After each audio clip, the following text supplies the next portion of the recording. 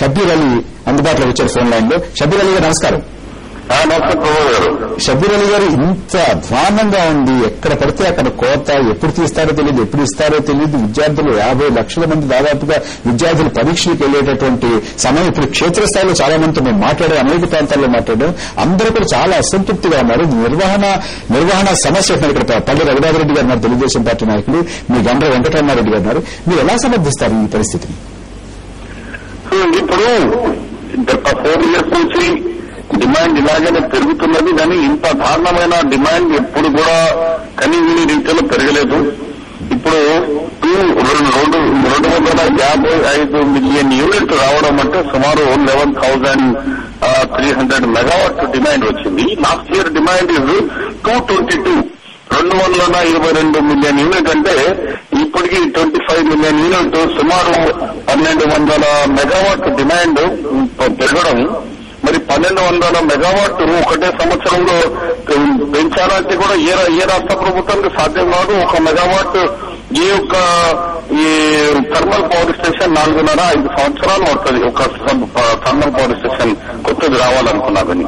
కానీ డిమాండ్ మాత్రం కనీవిని రీతిలో పెరిగింది. దానికి సప్లై కూడా లాస్ట్ ఇయర్ మనం 210 మిలియన్ యూనిట్, ఈసారి 225 మిలియన్ యూనిట్ మనం సప్లై చేయగలుగుతాం. ఇప్పుడు డిమాండ్ కు సప్లై కు డిఫరెన్స్ 25 నుంచి 30 మిలియన్ యూనిట్ ఉంది. అంటే సుమారు 1100 మెగావాట్ షార్టేజ్ ఉంది.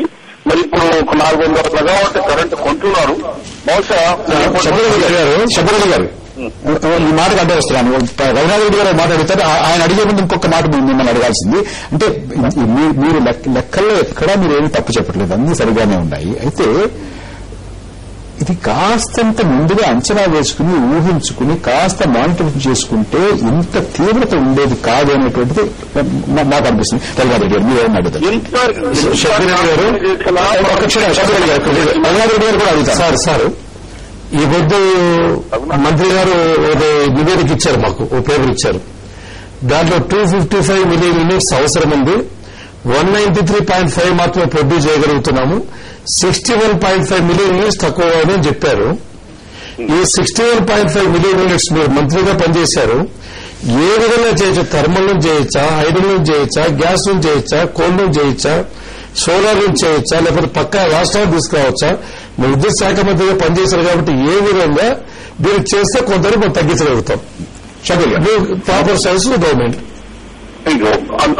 అంత డిఫరెన్స్ లేదు. 210 ఇప్పుడు బీజేపీ మన కోపం దాన్ని పేరుని పెట్టే రోజున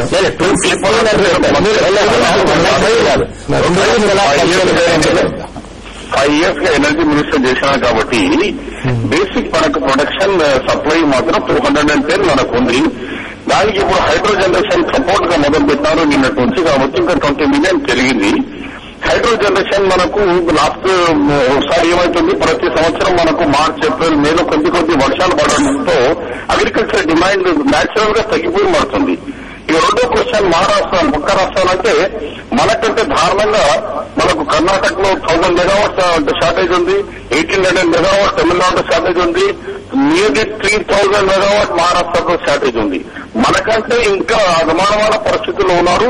బయట కర్ణాటక మన తమిళనాడు 6 రూపీస్ పర్ యూనిట్ కొన్న తర్వాత కూడా ఎంత కావాలో అంత కరెంటు దొరకడం మార్కెట్ లో అంత సులభం కాదు. చెప్పలేదు అందరూ ఆశించేదండి. మీరు చెప్పే లెక్కలు ఇవాళ ఉన్నటువంటి పరిస్థితి చాలా దారుణంగా ఉంది. మిగతా రాష్ట్రాలు ఇంతకన్నా దారుణంగా ఉందా, ఇంతకన్నా మెరుగ్గా ఉందా అనేది అది కాసేపు అలా పక్కన పెడదాం. ఎందుకు కొనలేదు అంటే చెప్తున్నా నేను. అంటే చేయగలుగుతారా అంటే లేబర్ ఇస్తే మనకంటే దారుణ పరిస్థితుల్లో ఉన్నాం. మనమే అందరికంటే ఇప్పుడు మెరుగుగా ఉన్న సరే. అంటే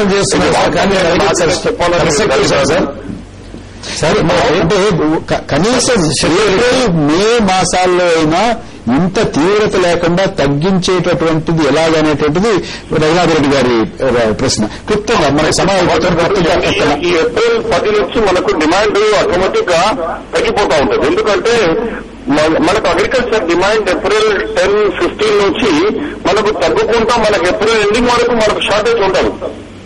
ఇప్పుడు ఏమున్నా ఇప్పుడు పిల్లల ఎగ్జామ్స్ దృష్టిలో పెట్టుకుని గౌరవ ముఖ్యమంత్రి గారితో కూడా మాట్లాడడం జరిగింది. ముఖ్యమంత్రి గారు ఇప్పుడు పర్మిషన్ ఇచ్చినారు, మీరు బయట నుంచి కొనుగోలు చేయండి.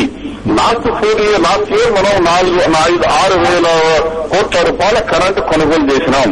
ఈ సంవత్సరం ఆర్థిక పరిస్థితిలో ఈ కొనుగోలు తగ్గించాం, కానీ ఇప్పుడు నిన్నటి నుంచి మనం 10 మిలియన్ యూనిట్ కొంటున్నారు, ఇంకా పెంచే అవకాశం ఉంది.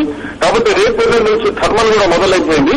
ఇంకా మెరుగుపడి మనకు 2 గంటల పవర్ కట్ తప్ప ఇంకా పెరగకుండా చూడేందుకు ముఖ్యమంత్రి ఆదేశాలు ఇచ్చినారు. డిపార్ట్మెంట్ కూడా 2-3 అవర్స్ కంటే ఎక్కువ కాకుండా వాళ్ళు ప్రయత్నాలు చేస్తున్నారు. అగ్రికల్చర్ కు మాత్రం 7 అవర్స్ ఖచ్చితంగా ట్యూస్ఫల్ లో ఇవ్వాలని కూడా మా డిపార్ట్మెంట్ ప్రయత్నాలు చేస్తున్నది.